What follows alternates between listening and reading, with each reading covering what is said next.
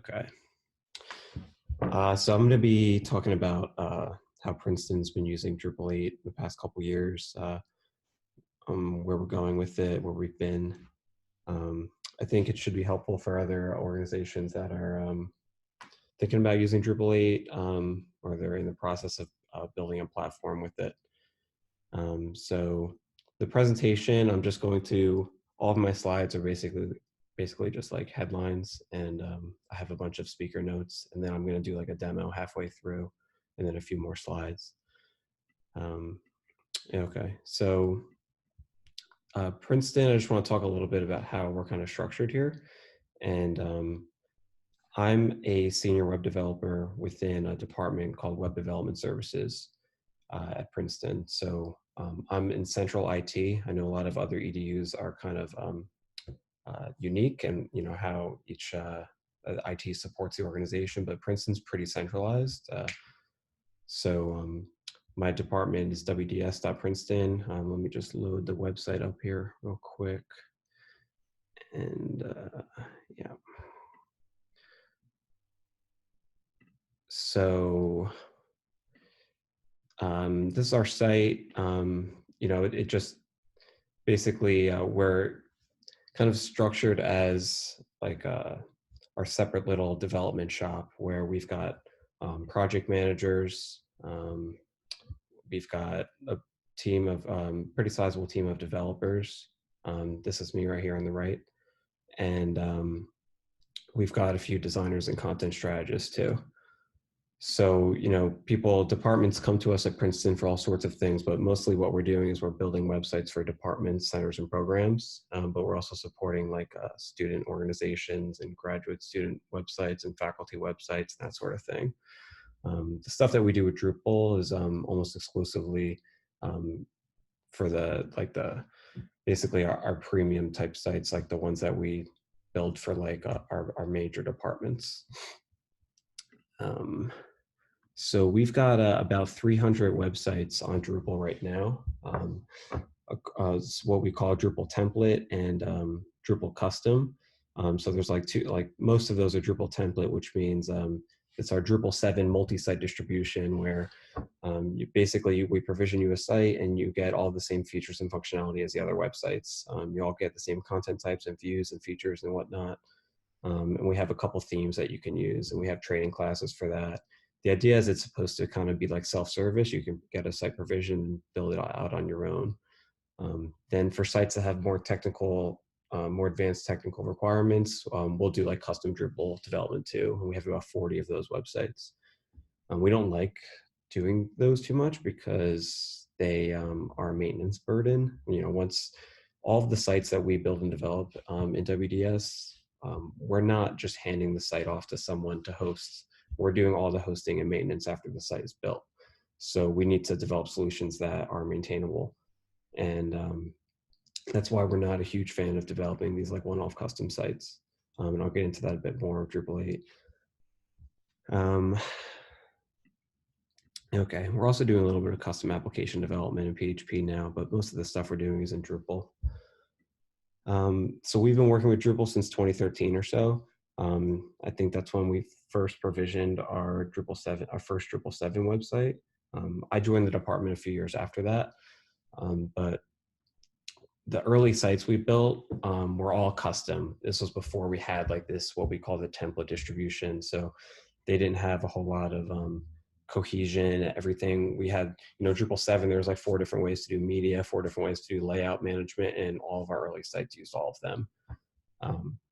So while we were getting our feet wet with developing these custom sites and getting familiar with Drupal, we were also building out what we call this template distribution. And it ended up being pretty good. We've got like 260 sites on it or so now, but it's a little limiting. It's very locked down. Like I said before, you can only, it comes with a certain set of content types, and you can't add any new content types. You can't add new views or anything like that. So the project managers had to come up with lots of creative ways to get past those technical limitations. Or what we end up doing is just building a custom site for those other sites, and we're trying to get away from that. So for the new platform, why do anything at all? Drupal 7's end of life is coming up, so that's the main motivation, I think. We just need to get off of Drupal 7. We want to reduce these number of custom sites. We want to improve the flexibility for site building and content architecture. So, it's easier for people to go in, and we're not going to lock it down as much anymore, right? So WDS will still be able to go in and create a custom content type instead of just trying to like shoehorn a department's content structure needs into our existing content types. And we're trying to develop, like a consistent approach to site building. So we know that there's a ton of ways to do stuff, but let's pick one, be really thoughtful about it, know that we have to support it for 5 years or so, stick with it and make it really nice. Improving the editorial experience too. Drupal can be confusing at times, especially if you don't try to manipulate the editorial experience a little better to guide people and like remove some of the Drupalisms from the user interface. So, we're thinking about stuff like that. We're also thinking about content migrations. So we don't want to do things dramatically different than what we did in Drupal 7. So that, eventually we're going to have to be migrating all these Drupal 7 sites into Drupal 8. We want to make our lives easier for that. And then we also wanted to build an automated test suite, which we didn't have. So the new platform, I'm going to share this Google Doc. And, I got to verify it's me. Great.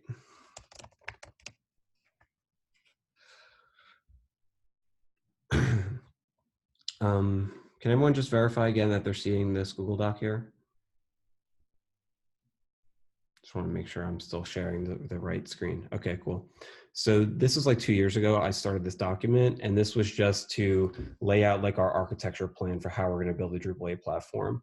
And I just wasn't super formal or anything. It started as a collection of ideas, but it's kind of separated in like how we're doing layout and page building Drupal 7 and what are the options for Drupal 8. And it was a whole lot of research, just figuring out like what other people are doing, what the contrib space look like, what core is doing. So I laid out, a whole bunch of positives and negatives for doing different approaches. So layout is a big one, right? We could have went down, used panelizer, layout builder, paragraphs, just straight up blocks and block visibility groups. So we ended up landing on layout builder for that. Displaying lists of content, media management. One I want to talk about here is configuration management. Super complicated when you're dealing with managing a distribution of hundreds of websites where each site in that distribution can have its own configuration, but also they need to share some configuration with all the other websites. So I did a lot of research on all the different config modules, and there's a ton of them. I mean, just look how many there are with the name config in them. So you can see like there wasn't a whole lot, and this was back in 2017. Things have gotten a little better since then. But this is kind of the approach that I was taking in the beginning, just planning everything out from the beginning like that. So back to this. On the new platform, we're trying to keep everyone on this one primary theme. I don't know, a lot of other organizations have a lot more control over the branding of their websites. Like I think UC Davis, for example, they've got this one theme, and they can kind of like, that's the theme you get. Like the university wants everyone, all the sites like kind of looking the same.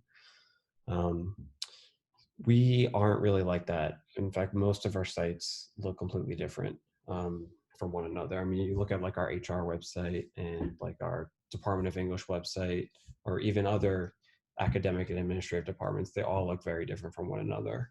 The challenge with that is it takes a lot of time for designers and stuff to get in and make that happen for each site. So for the Drupal 8 platform, we're trying to start with this one theme called Tiger and make it really customizable. So if there's a lot more control that users have over what they can do, they feel like they have more options without us having to develop a whole custom theme. So some examples, and I'll show this in the demo in a second. You can control, there's like 6 different options for how the menus can be laid out. You know, you can control font pairings from like 3 different types of font pairings. You have like a dark and a light option, that sort of stuff we're talking about. We only ship with one content type by default. It's called page. And the idea is we're trying to keep the platform lean for most sites that we provision on it. So we're not going to, like in our Drupal 7 platform, we get a new site provision and it's got news, events, people, courses, page, web forms, even though most of the sites won't use all of those things. So we're going through, you know, creating these package optional modules now. And the only thing you get by default is page. And that might be fine for like, I don't know, 40% of our websites. Because some of the sites that we put on this platform, they're just like simple brochure websites to promote some conference or something that's happening. And they don't really need a whole lot. But we do have, you know, a whole bunch of optional modules now. Okay, so for the demo, I'll get right into it because I think that's more interesting than me just talking to everybody. Let me just switch what I'm sharing here.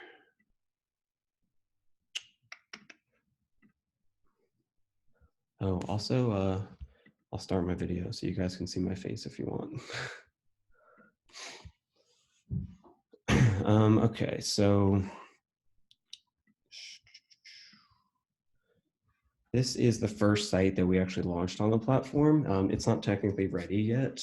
You know, I don't think we're going to have like a general release of this where we promote it on our campus for usage for another probably 3 or 4 months while we're working out, you know, the remaining features that need to be there.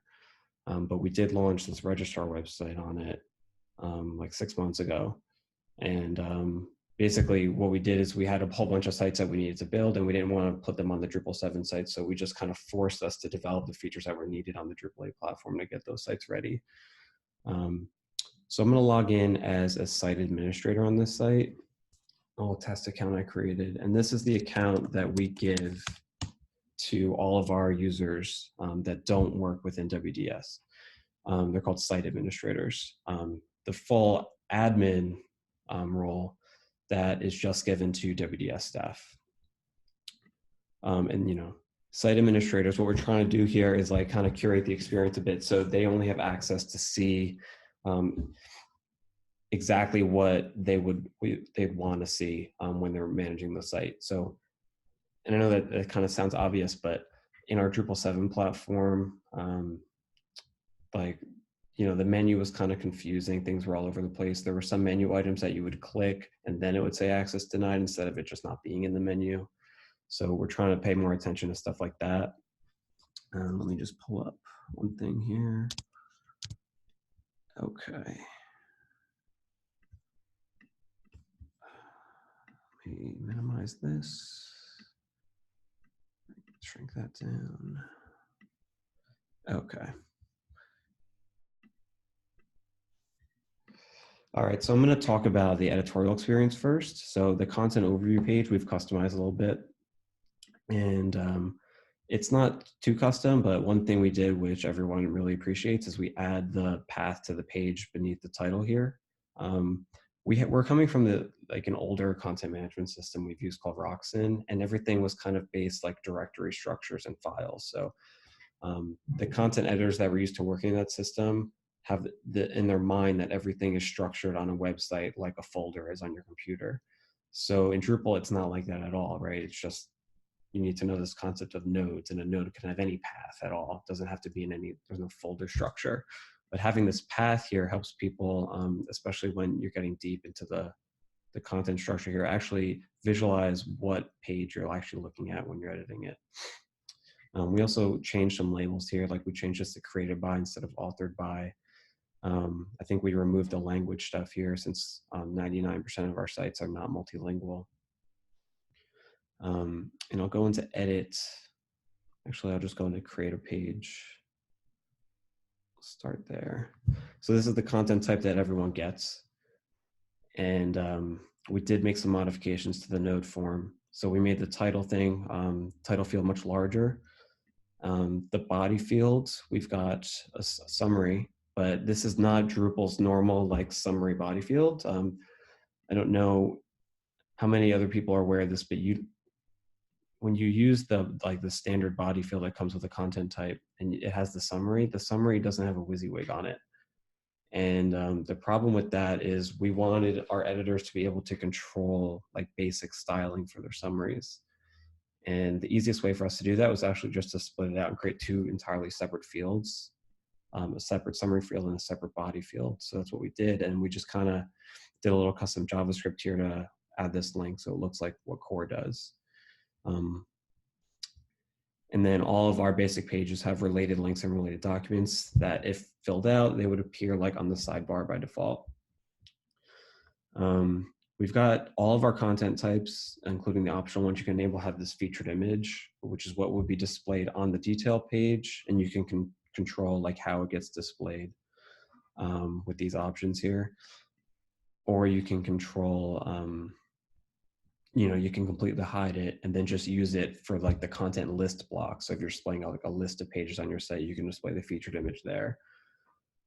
For menu link, we've got this new checkbox to hide the sidebar menu. So if you have a theme where you're using a sidebar menu, some pages you want to get rid of it, and the easiest way to do that is just to have this checkbox on the page to do it that way, because we're using Layout Builder for layout, but the sidebar menu is not in Layout Builder. It's separate. So that's how that's controlled. Then we have this other checkbox for creating a jump link menu. And this is kind of cool. What we did here is if you put any H2s in the body, it will extract those H2s and create what we call a jump link menu that's sticky, so that as you scroll down the page, it stays with you. And it's just like, creating this little helpful navigational tool for pages. This registrar site doesn't use it. Our HR site does, and I'm not sure what page it's on. Let's see if I can remember by the end of the demo. This categorization area, what we did here is any content type we're looking at that has a taxonomy reference field, we pull out of where it would normally be displayed and put it in the sidebar and keep everything here under categorization, because all of our taxonomy reference fields are always used for this way, for categorization. So we wanted to keep it on the side, like with the rest of like the quote unquote metadata. URL, I guess we didn't do anything here. Access is our access control monitor. I'll talk about that. Okay, so let me create this test page and put in some test content.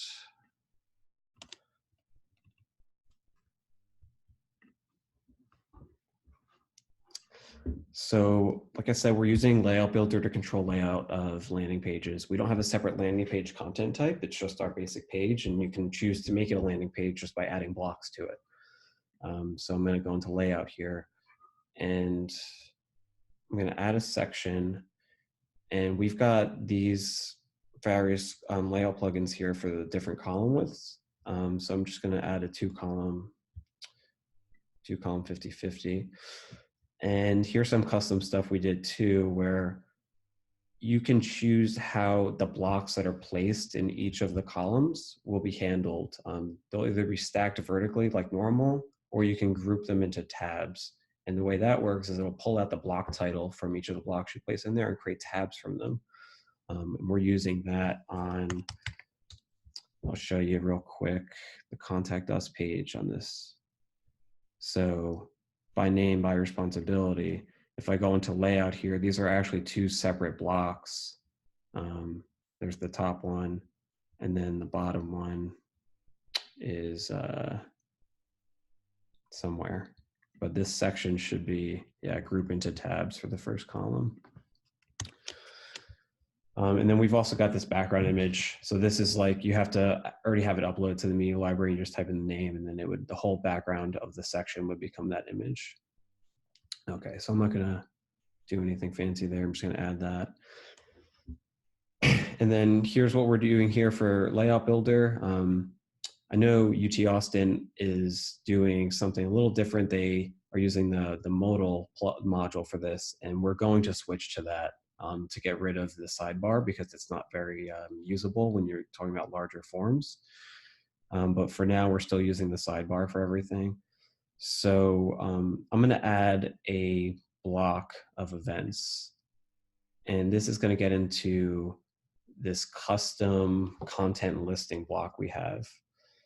And this is something we created. We wanted our editors to be able to easily add lists of content without having to know views or giving them access to views, really, because most of the views there's a steep learning curve, and you can break things and you can get things looking strange, and it's very complicated to use and learn unless you're used to it, right? So we wanted a simplified block that didn't have too many options you didn't need to look at, but still gave you a lot of flexibility. So we've got these for all of our default content types. And so, page, events, news, people. So this is the events list block. All of our blocks have this title heading level, so you can change it from an H2 or an H3. And you can select all the fields for the content type here. And this is all like kind of hard coded because this is a custom block for events. So we know what fields are on there. It's not like pulling this dynamically from the content type. But if you select featured image, you want that, you would then select the aspect ratio for the image.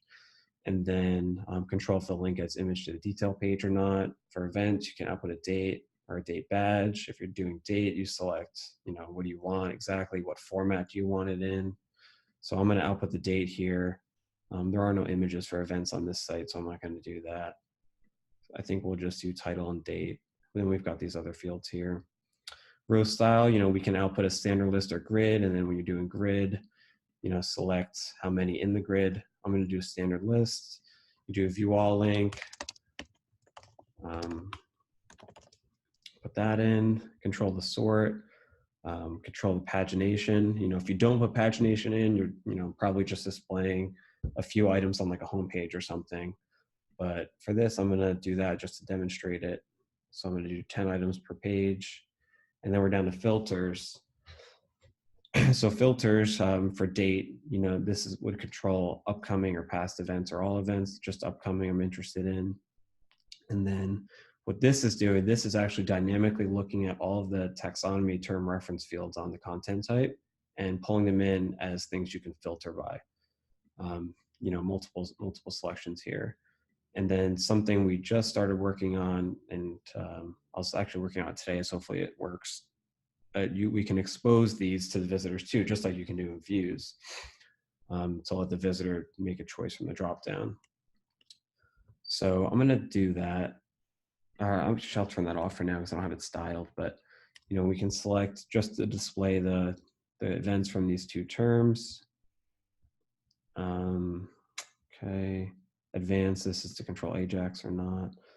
And then jump link ID, all of our blocks have this too. And if you put this in, what this will do is it'll just give an ID to the block so that you can reference it with like a fragment identifier in a URL. So if you want to link someone to a specific part on a landing page, you would fill in, the jump link IDs like events list. So that when you're linking someone to it, you would do, site.com/events list, and it would bring them right down to that. And style too, this is the layout builder styles module. I started work on this and UT Austin picked up on it. So, this is really nice module to basically just add CSS styling and even custom templates to your blocks and give your editorial staff the power to do that without them having to know anything about CSS. So I'm going to add that block. And then on the right, I'll just demonstrate like a custom block. We'll add a text block. Let me add some more ellipsum. And you can see this is one of the reasons that the sidebar is terrible. Anytime you're trying to load something that's wider than 300 pixels in it, it just doesn't look great. So we'll be switching to modifying this whole form so it comes up in like a modal dialog, which is wider. Test text block. Okay. And I'll save this.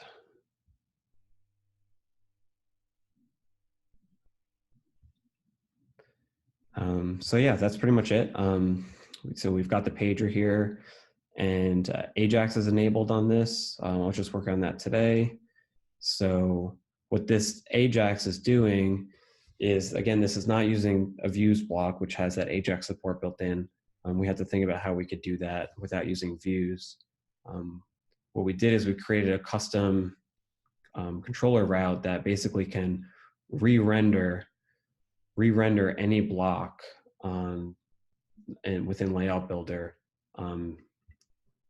just as that individual block. So when I'm clicking this link, the Ajax JavaScript is going and it's pulling in stuff that's embedded in the DOM, which contains like the unique ID of this block, and it's hitting the route, and Layout Builder is just loading that one individual component, rendering it, returning that HTML.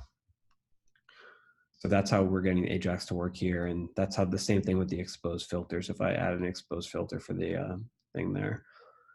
Okay, so that's Layout Builder in our content list blocks. We're also using Layout Builder to control the content of the footer region on all of our sites, which is it was an interesting challenge because Layout Builder really just gives you control of the content region on a page, not down here. So what we had to do here is we created a custom entity type called footer, because Layout Builder requires that you work with an entity. So we created a footer entity, and we just created one instance of it, and then we created a custom page to modify the footer layout. And it looks pretty terrible right now because the styling is all whacked out, but this allows us to modify the content of the footer, or give editors access to do that without having to modify the footer template or anything. I know that there's like a core, one of the goals I think that for the Layout Builder team is to basically allow Layout Builder to control the entire site's Chrome, like everything about it. So the header, footer region, and the content region. That sounds great. It's not there yet, so we had to come up with this little hacky solution to allow editing the footer like this. Okay, so let's look at the documents real quick, because this is another kind of major thing we did. So we're using the media module, and something that you'll find is that when you're using media, Drupal technically would treat a document as a media item, which to me seems odd. It's not really what I would associate with media.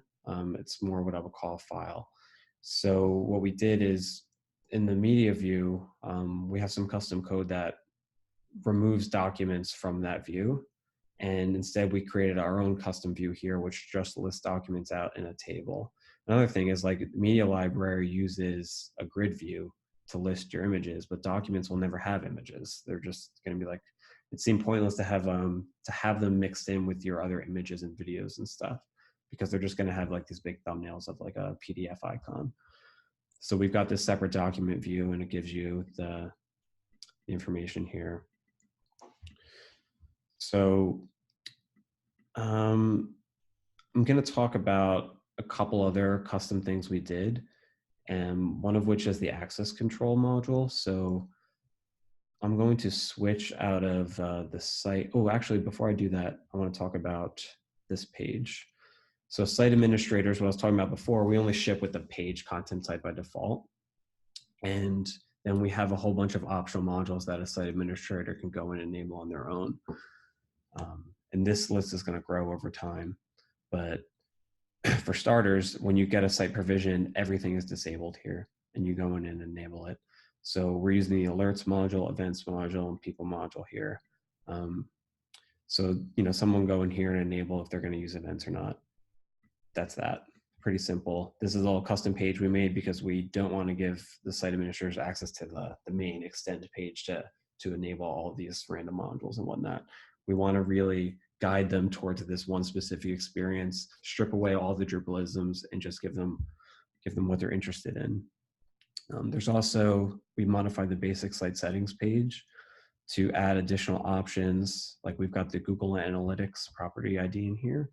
Because again, if you look at the Google Analytics module, the UI for it, where you would go in to add add your tracking number, which 99% of the site administrators, it's the only thing they're going to go in there to do. there's a ton of other options in that form, which is just like, do we want to write documentation about all that? Do we want to deal with all that? No, we just want them to be able to put in the tracking ID. So we just put it on this form. Site verification, this is for like Google and Bing to declare ownership of a domain so you can use their webmaster tools. Link behavior, so they can control, like if you have a link to external websites, do you want those to all open in new windows or not? Events, since the events module is enabled, this is showing up, and this lets you control the date format for the event detail page. So all of our modules, they have the opportunity to alter this page and add some of their own custom things if they want. Okay. And I think I'll log out now and show, yeah. I'm not sure if I can show you tigers here. All of these initial sites we launched on the new platform are using custom themes instead of Tiger, which is the one we're going to put most of our sites on. But here I'll show you, here's some of the options that we are presenting, you know, light and dark. We have the font pairings, page layout options, which I think we were just talking about recently, where, I don't know, I think it was the presentation that UT Davis did, where you have the ability to, per section in Layout Builder, basically indicate if it's a full width section or not, or if it should be constrained to like a max width, which would be really nice. I think we're going to try to switch over to something like that. So this will expand quite a bit as we add more and more customization options to what you can do with the themes. So I'm going to log out and log back in with Cass, so I become like a super admin. And I'll show you the access control module.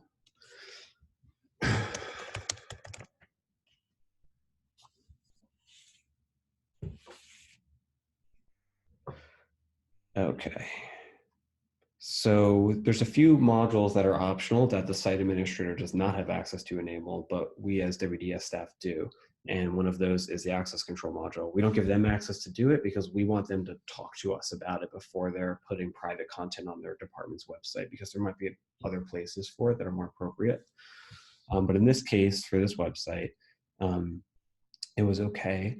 So we have this custom access control module, and really our need was basically, we want to control the view access. We're not talking about editorial access control, just you know, someone's viewing a page or like a document. We want to control access to that by role, and by role, really by group on campus. So like we've got Active Directory groups for like all sorts of people, like undergraduate students, staff. If you're in a specific department, you have a separate group for that. So the way we were looking at it, and we looked at a bunch of contrib modules, but they all basically did like 80% of what we wanted, and added like another 30% of things that we could do without. So we would have had to customize them a bit to get them to do exactly what we wanted. And if you look at the APIs for access control, there's only really a couple things, a few hooks to deal with to control access to viewing a page. So we went with a custom approach and made it really specific to our needs. So I'll look at the access settings. So actually, before I do that, let me talk about Cass a bit. So people, Cass, attributes. So the way that our solution works here is that you would create a custom role, and then you would use a Cass attribute. And every time you log into our sites using Cass, which is our central authentication service, the website also receives all of the data about like what groups that person's in, like if they're staff, faculty, grad student, etc. So we use that data to map roles. So this PU status attribute is has this FAC value, then we assign that user the faculty role. So we've got on this site, you know, just a couple of custom roles, a few actually. So we've got faculty, staff, registrar staff, just those 3 custom roles. All the other ones we ship with by default, and they're more for editorial access control.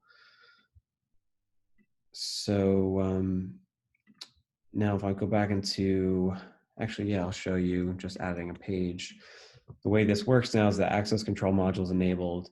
It gives you this access tab and you can select what roles are allowed to view the page. Authenticated user is just there by default. That's for controlling access to anyone that can log in. But we got faculty, staff, and registrar staff.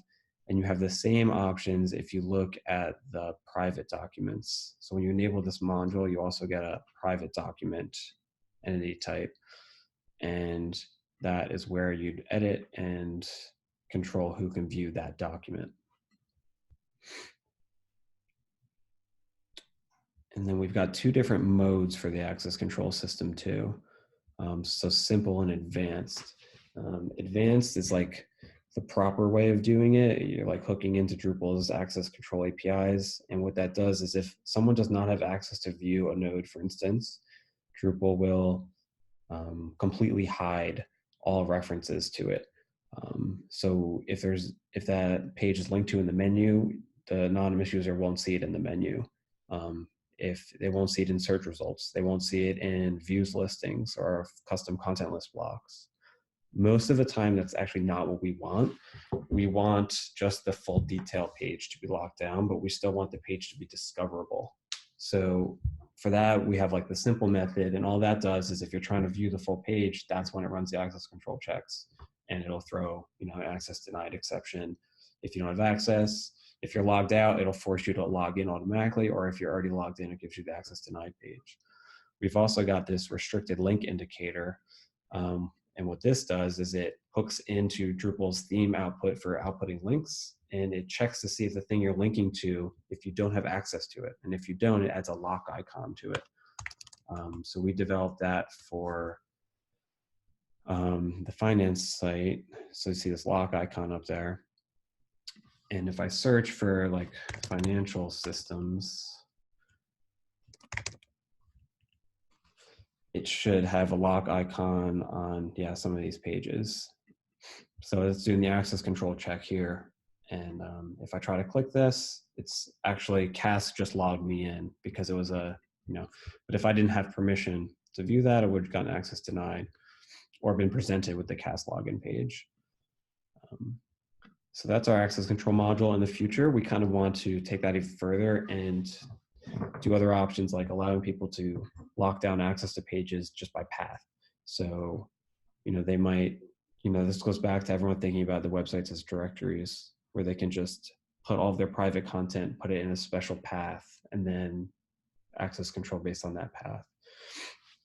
It would also be nice to do access control for an entire content type. So, if we developed a custom content type for a customer and they know that every node of that content type should only be viewable by staff, right now they have to go in and when they're adding content, they have to check off staff for each time for that page. So we want to change that so it would just be, either by default check that way or just hard-coded. Talk a little bit about image styles and media and how we handled that. That was pretty tricky. We spent a whole lot of time thinking about how to do that because we're going to develop a few different themes, and some of them are going to display images larger than others. And how do we, because the image styles are really packaged up as configuration with the whole system and not necessarily per site or per theme, or we didn't want to do that, we have to come up with a set of image styles that we thought would work with everyone.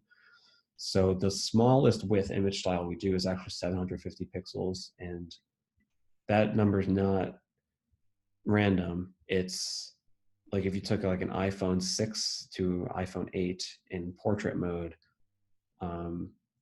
the pixel width of that is 375, but it's like the pixel density of the screen doubles it to 750. So we figured at the least we would, we wouldn't want to go any smaller than that because no one's going to actually be, and all modern phones would be doing something like that, displaying at a higher pixel density. So we wanted to basically future-proof this a bit. So, we've got 1x1 for square, 3x2 is our landscape, 3x4 is our portrait. Then we've got a super wide at 8x3 and like a normal wide. And then we've also got freeform, which is if you upload an image to the site and you like embed it in the body field of a text page, you don't have to choose to like force it to crop. You can just use freeform, and this is just the different sizes of the width, but the height is completely freeform, so it's the original aspect ratio. I'll show you, we also are using a cropping solution. So this is another site we launched on there, and I'll show you the media library here just to demonstrate the cropping a bit. This cropping solution is a control module. I think it's just called image widget crop. And so if I edit this image, we've got crop image, and the editor can go in, and for each of our aspect ratios that we support, they can select how they want that image cropped. This gives them, it's not as straightforward to understand and use, because an editor is going to upload an image, see this, and think like, oh, I'm cropping the image here. Wherever I display this image, it's always going to do this, but that's not true. You're just telling Drupal that if Drupal is going to output the image using one of our 16:9 image styles, it's going to use this crop. But you could also output that image using portrait, and then you could define a whole different aspect ratio for how that's going to look in portrait mode. So that's our cropping solution. It's a little confusing. We initially did the focal point module where you just like click the most important part and then we would crop around that. But we found that people want this complete control over the box of how things are positioned exactly. Okay, let me bring this back a bit. Responsive styling is very, very tricky with dynamically page builders. And the reason I say that is because responsive image styles, when you're outputting them, it requires that you tell and when you're outputting the HTML, you have to indicate exactly how wide that image is going to be displayed on before the CSS or anything even is processed. And the challenge with that is, if you're in layout, any of our sites can have any sort of different layouts and themes, and so like this site might constrain the content area to this wide, but we could have another site that's a little wider. So we don't know exactly how wide the image is going to be when it's output. You can also have like a 2 or 3 column layout and you put an image in that. We would need to communicate down to the rendering process when the image is being output. We would need to know at that moment exactly how wide the image will be displayed, and it's just like not practical for us to do that. So I wrote a blog post about this actually, if anyone's interested in reading it, because I don't know that there's really a great solution other than using JavaScript. So what we're ended up doing here is we usually output images much larger than we need, and then we just downscale them with CSS. So it's kind of a waste of resources a bit, but that's kind of the reality that we're stuck with using like this dynamic page builder. All of the large images, like the one you've seen on the homepage here, this is output. These like super wide image styles, we assume are going to be displayed like full width. So when we're doing the responsive image, we're doing like, 3 different sizes, and it should look good like on a high pixel density screen. I think the biggest one is like almost 3,000 pixels wide. Yeah, I'm monitoring the chat, Eric, so I'll add that after the chat's over. Okay. So I got 15 minutes left, and I just got one last thing I wanted to talk about for the demo, and that would be our custom taxonomies. So when we provision sites, we want, basically to make a site flexible with data modeling, right? You need to be able to create custom content types, ways to categorize that content, and ways to display that content on the site, right? So the categorization part, to solve that, what we didn't want to do was give our site admins access to like create taxonomy term reference fields in the field UI, because it's just, there's no way for us to give them access to that without also giving them access to other stuff on the content type. It would just be too complicated. We don't want them to delete these fields that we ship with by default, but we do want them to add taxonomy term reference fields. So what we did is, we had got a custom we customize the edit page for vocabularies so that you can indicate right on here, this is, if you're just working with Drupal core, this is all you get when you edit it.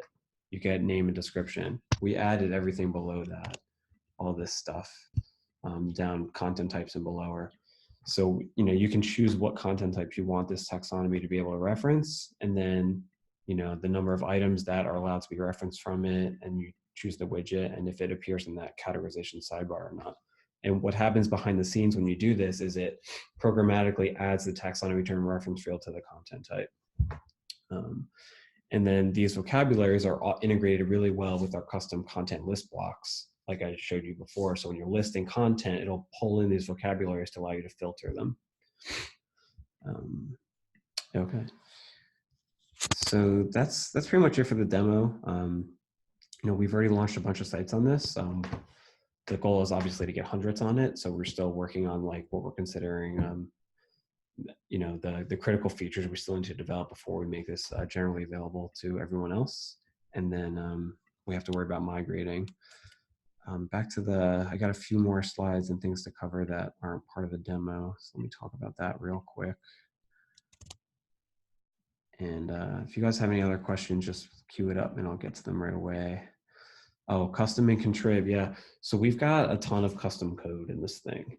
And I think a lot of people, I think there's two methodologies, right? You either want to focus and take as much from contrib as you can,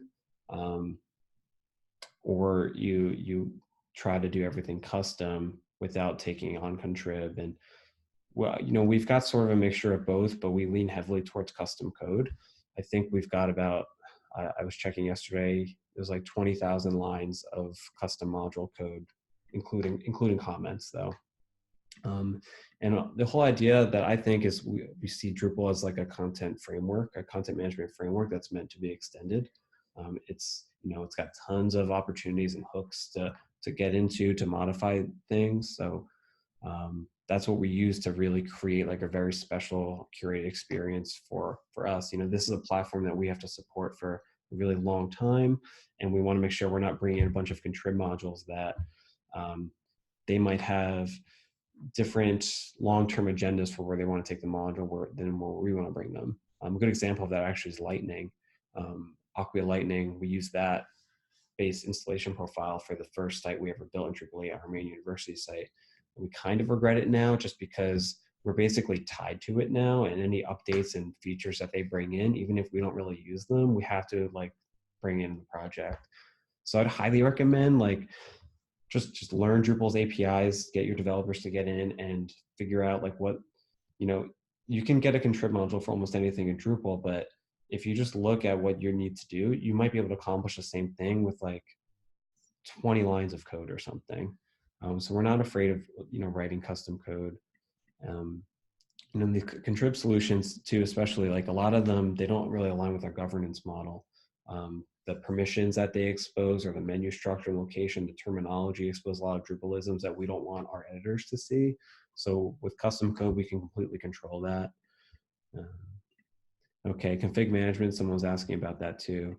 So it's very complicated when you're trying to deal with this with trying to share config. We don't use the whole site config import and export for any of the sites on this platform at all. It's just, we looked into it and we deemed it just too complicated. The problem is that we need the distribution to own and control a lot of the configuration while still allowing the individual sites to have their own configuration. For example, their own views, their own content types. So what we do instead is we package up everything using the features module. The only thing we use features module for is to just create the packaging for the configuration. It's just an easy way to package it up. And then we have these update hooks, and we've got a ton of them. And what they do is every time we deploy or release this platform, which is once a month, we just write an update hook that basically reverts a specific configuration object to the code version that we have. It's actually the exact same way we manage a config with Drupal 7, but Drupal 8, it's a little better. So I think we still have to wait a bit for core to make config a little easier for this specific situation. I mean, if you're talking about config management for one individual site, config import and export is amazing, and we've done that. But it's pretty complicated when you're trying to share config like this on. And I'm seeing some chat. This is Acquia. Yeah, we're on Acquia. This is Acquia multi-site right now. So all these sites they have their own database and their own configuration files. They do not have their own composer.json file now. We're actually moving to Acquia Cloud Site Factory soon too. But for now, they're just on normal config. A little bit about DevOps. We're doing Docker for local development. We're using Acquia BLT, which is nice. We've got like using BLT on Acquia, you get one command to like completely rebuild your local environment to get like the default site. And then you can also do like another single command to sync down a site. Like this site that I was showing you, registrar and OIP, like those are on my local environment. I just sync them down from production really easily. Using those one commands. We're using Bitbucket pipelines to run our test suite. We've got a BHAT test suite it takes like an hour to run in Bitbucket pipelines now. So that's for all of our regression testing. We're using Jira for issue tracking. We've also got a ton of these internal guides. So we've got like a code review guide, a code deployment guide. We've got a site building best practices guide. And these are all internal guides for our developers. Config customizations guide. I want to show you this one actually real quick, because this is actually the only way that we can keep things sane with the way that we're doing config. So Firefox, share. Okay. So we've got, this is mostly for when you're customizing configuration on a provisioned site, like so the registrar site. The idea is you don't want to configure the site in such a way that you're stepping on the toes of the stuff that the distribution owns. So what we're doing is, creating this guide. So, if you're creating a content type, here's what you should do. Here's what you should not do.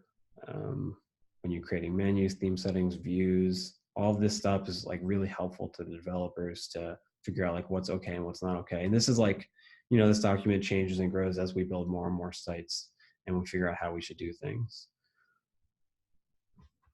Okay. I think that's it. So I'm going to go through some of the questions. Do you use any of the DA config management stuff at all, or is it really just features and update hooks? Nope. Yeah, for this, it's all basically just the update hooks. And we have a ton of them. So it's actually works better than you'd think, because when we're creating pull requests to add new features or modify one of our default content types, we know exactly what configuration needs to be changed for that. And Drupal 8 makes all the everything in Drupal 8's configuration is represented in these YAML files. So we know what to update. We know what configs to revert. It'd be nice if we could just deploy this code to a shared config directory and then run like a config import command on all of the sites. We just have to find a way to do that where it doesn't overwrite all of the customizations that were made on those sites, right? So we basically need a way to have the config import system ignore all of those other configs and not wipe them out. And we'll probably get there at some point. It's not a huge priority right now though, because it's working out pretty well. Yeah, so more questions about config. What is your bright line for when a site proposal sounds like it no longer will fit into your distribution? That's a good question. So I actually had, when I was first working on the architecture for like the Drupal 8 platform that I'm talking about, I had in my mind that I would not allow any custom code that was only added for one individual site. And I broke that rule on the very first site I launched. But that's what we're trying to strive towards. And because the idea is like we don't want to develop things for one individual site anymore. And the problem with doing that too is it's basically usually one developer that did it. And if it's anything that's remotely complex, that's basically the only person that knows how to fix it if something breaks, right? So we want to get around that. And the best way to do that is when we have a new technical requirement for a site, we try to find a way to make it a feature that we can enable and disable for all sites, and we document it and we go over it in our developer meeting so everyone's aware of how it works. That said, not every site's going to fit into this platform. Our main university site, for example, has really complex stuff around the editorial staff for publishing news articles and stuff. And it's something that, like, literally that's the only department site on campus that would use it. So it doesn't really make sense for us to make this big elaborate feature into our platform that one site's going to use. And that site also, it's got its own hardware and everything, but we're trying to stay away from it. We don't have like a red line that will, that we draw in the sand. I like to think we do, but it changes every time we get new requirements. We can't really say no to sites that we need to develop. We have to do it. So yeah, that's stuff we deal with. We're not using Pattern Lab now. The front end. So I'm more on the back end developer side, but we have designers, and I think we looked at Pattern Lab, and I don't think they looked into it. I think they decided it wasn't worth the complexities of bringing it in. Like it required a very, very steep learning curve to get Drupal and Pattern Lab communicating correctly. And it also seemed like it was a kind of a moving target where like the best recommended practices for how to do things were changing a lot. And again, we're kind of afraid of doing something that we didn't think would be around and supported really well for like the 5 to 10 year outlook. Yeah, the image widget crop module is what I was showing before. Cast attributes, yeah. Yeah, layout builder everywhere module. I hadn't heard of it. I'll have to take a look at that. Yeah, all right. I think I answered all the questions. So yeah, thanks everyone. I hope this was helpful for everyone to see, how we're doing this. We've been working on this for like 2 years, and we're probably a few months out. And before this is like, we've already got like 6 sites launched on it. We're still developing sites on it now, but we're getting there. And yeah, all right. Thanks everyone.